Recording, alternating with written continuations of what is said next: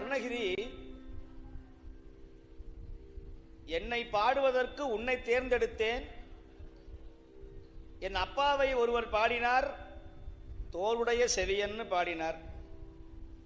என்ன பாடுறதுக்கு யாருமே இல்லப்பா, அதனால ஏதாவது பாடு என்று சொன்னான் சுப்பிரமணியன்.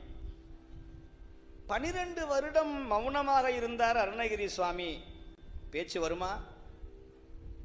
6 நாள் மௌன விரதம் இருந்தா 7ஆம் நாள் பேச்சு வர மாட்டேங்குது. விடிய விடிய தூங்கிட்டு திரும்பி காலையில் ஃபோன் எடுத்தா ஹலோ அப்படின்னு பேச்சு வர மாட்டேங்குது.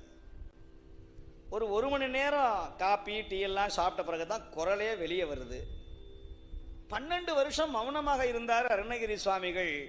முருகன் கேட்ட மாத்திரத்திலே இவர் பாடுவார் என்று எண்ணினால் இவர் முருகனை பார்த்து புத் புத் புத் புத் புத் புத் அப்படின்னார்.